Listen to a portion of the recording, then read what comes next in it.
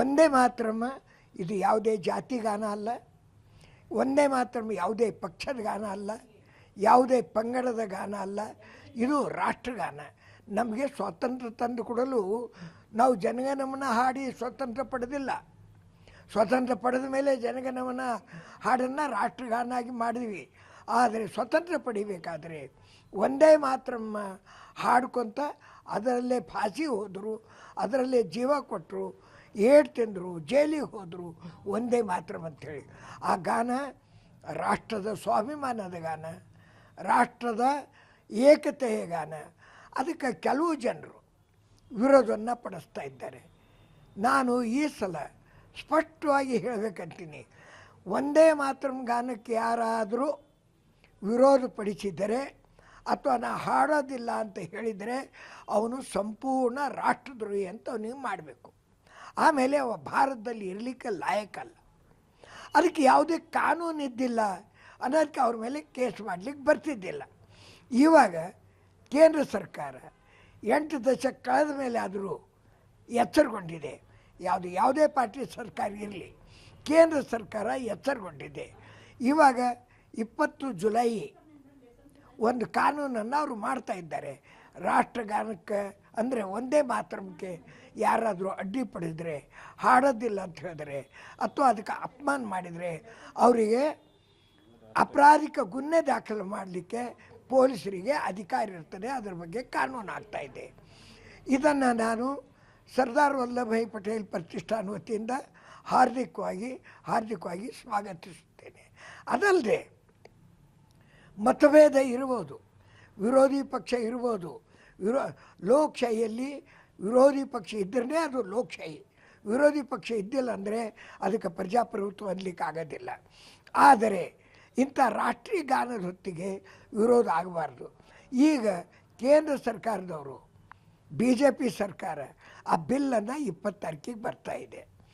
ಅದನ್ನು ಎಷ್ಟು ಜನರು ವಿರೋಧ ಮಾಡ್ತಾರೆ, ಯಾವ ಪಕ್ಷದವರು ವಿರೋಧ ಮಾಡ್ತಾರೆ ಅಥವಾ ಯಾವ ನೇತಾ ವಿರೋಧ ಮಾಡ್ತಾನೆ, ಜನರು ಕಣ್ಣು ಮೇಲೆ ಕಣ್ಣಿಟ್ಟು ನೋಡ್ತಾ ಇದ್ದಾರೆ.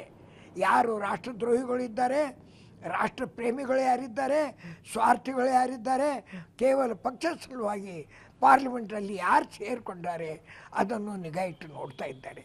ಅದಕ್ಕೆ ಹಿರಿಯ ಪಕ್ಷವಾದಂಥ ಕಾಂಗ್ರೆಸ್ ಪಕ್ಷದವರಿಗೆ ನನ್ನದೊಂದು ವಿನಂತಿ ಇದೆ, ಅಷ್ಟೇ ಅಲ್ಲ ಎಚ್ಚರಿಕೆಯೂ ಇದೆ. ಇಷ್ಟು ದಿವಸ ನೀವು ಮಲ್ಕೊಂಡು ಇಡೀ ಭಾರತದಲ್ಲಿ ಎಲ್ಲ ಸ್ಟೇಟ್ದಲ್ಲಿ ನೀವು 0 ಆಗ್ತಾ ಬರ್ತಾ ಇದ್ರಿ. ಅದ್ರ ಪಕ್ಷ ದೊಡ್ಡದು ಹಳೆಯದು ಅನ್ನೋದಕ್ಕೆ ಇನ್ನೂ ಹೀರೋ ಆಗಿ ಉಳಿದಿರಿ. ಆದರೆ ಒಂದೇ ಮಾತರಂ ಗಾನಕ್ಕೆ ನೀವು ಸಹಕರಿಸಿಲ್ಲ ಅಂದರೆ ಸಂಪೂರ್ಣ 0 ಆಗ್ತೀರಿ. ಪಾರ್ಲಿಮೆಂಟ್ನಲ್ಲಿ ಅಷ್ಟೇ ಅಲ್ಲ, ಭಾರತದ ನಾಗರಿಕರ ದೃಷ್ಟಿಯಲ್ಲಿ ನೀವು 0 ಆಗ್ತೀರಿ. ಅದಕ್ಕೆ ಕಾಂಗ್ರೆಸ್ದವ್ರ ಮೇಲೆ ಹೆಚ್ಚಿನ ಹೊಣೆ ಇದೆ. ನೀವು ಮೊಟ್ಟ ಬರಲು ಎದ್ದು ಒಂದೇ ಮಾತರಕ್ಕೆ ನಾವು ಸಹಕರಿಸುತ್ತೇವೆ ಅಂತ ಹೇಳಿದ್ರೆ ನಿಮ್ಮ ಅಸ್ತಿತ್ವ ಉಳಿಯುತ್ತದೆ, ನೀವು ಉಳಿತೀರಿ, ನಿಮ್ಮ ರಾಜಕಾರಣ ಉಳಿಯುತ್ತದೆ. ಅದಕ್ಕೆ ಎಲ್ಲ ಪಕ್ಷದವರು, ನಾನು ಕಾಂಗ್ರೆಸ್ಗೆ ಸ್ಪೆಷಲ್ ಯಾಕೆ ಹೇಳಿದಂದರೆ ವಿರೋಧಿ ಪಕ್ಷದ ನಾಯಕರು ಅವರೇ ಇದ್ದಾರೆ, ಅದಕ್ಕಾಗಿ ಅವ್ರಿಗೆ ಹೇಳಿದೆ. ಆದರೆ ಬೇರೆ ಪಕ್ಷದವರಾದ್ರೂ ನೀವೆಲ್ಲ ಒಂದು ಸಂಘಟನೆಯಾಗಿ ನೀವು ವಿರೋಧ ಪಕ್ಷ ಅಂತ ನೀವು ಹೋರಾಟ ಮಾಡಿರಿ. ನನಗೇನು ಪ್ರಜಾಪ್ರಭುತ್ವದಲ್ಲಿ ಹೋರಾಟ ಮಾಡಲಿಕ್ಕೆ ಅಧಿಕಾರ ಇದೆ. ಆದರೆ ಕಾಂಗ್ರೆಸ್ ಒಪ್ಪಿಲ್ಲ ಅಂದ್ರೂ ನೀವು ಮಾತ್ರ ನಿಮ್ಮ ಅಸ್ತಿತ್ವ ಇಟ್ಕೊಳ್ಬೇಕಾದ್ರೆ ಒಂದೇ ಮಾತ್ರ ಸಹಕರಿಸಿರಿ, ಕಾಂಗ್ರೆಸ್ಗೂ ನೀವು ಸಹಕರಿಸುವಂತೆ ಒತ್ತಾಯಿಸ್ರಿ. ಆ ರೀತಿ ಮಾಡಿದ್ರೆ ಪ್ರಜಾಪ್ರಭುತ್ವ ಬಲಿಷ್ಠ ಆಗ್ತದೆ, ನಮ್ಮ ರಾಷ್ಟ್ರ ಬಲಿಷ್ಠ ಆಗ್ತದೆ. ನೀವು ರಾಜಕೀಯ ಸಲುವಾಗಿ ಬೇಕಾದಷ್ಟು ಹೋರಾಟ ಮಾಡಿರಿ. ಒಂದೇ ಮಾತರಮಕ್ಕೆ ನೀವು ವಿರೋಧ ಮಾಡಿದರೆ ಒಂದೇ ಮಾತರಮಕ್ಕೆ ಏನೂ ಆಗೋದಿಲ್ಲ. ಬಿಲ್ ಹೆಂಗಾದರೂ ಪಾಸ್ ಆಗ್ತದೆ. ನೀವು ಬಾಯ್ಕಾಟ್ ಮಾಡಿ ಹೋದರೂ ಬಿಲ್ ಪಾಸ್ ಆಗ್ತದೆ. ನೀವು ಅಲ್ಲಿ ಪಾರ್ಲಿಮೆಂಟ್ನಲ್ಲಿ ಕೂಡಲು ಹೋದ್ರೂ ಆಗ್ತದೆ. ನೀವು ಕುಂತು ಚೀರಾಡಿದ್ರೂ ಆಗ್ತದೆ. ಆದರೆ ನೀವು ಚೀರಾಡೋದು ಇದೇ ಲಾಸ್ಟ್ ಆಗ್ತದೆ. ಜನರು ನೀವು ಮತ್ತೆ ಚೀರಲಿಕ್ಕೆ ಪಾರ್ಲಿಮೆಂಟಿಗೆ ಕಳಿಸೋದಿಲ್ಲ.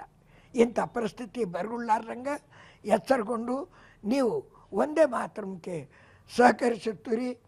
ಪರಮಾತ್ಮ ನಿಮಗೆ ಅದು ಒಂದು ಒಳ್ಳೆಯ ಸದ್ಬುದ್ಧಿ ಕೊಡಲಿ ಅಂತ ಹಾರೈಸುತ್ತಾ ನಾನು ನಿಮಗೆ ಮತ್ತೊಂದು ಸಲ ವಿನಂತಿ ಮಾಡ್ಕೊಳ್ತೀನಿ, ಜೊತೆಗೆ ಎಚ್ಚರಿಸುತ್ತೀನಿ. ಒಂದೇ ಮಾತರಂ ಬಗ್ಗೆ ಎಚ್ಚರಿಕೆಯಿಂದ ಸಹಕರಿಸಿರಿ. ಒಂದೇ ಮಾತರಂ.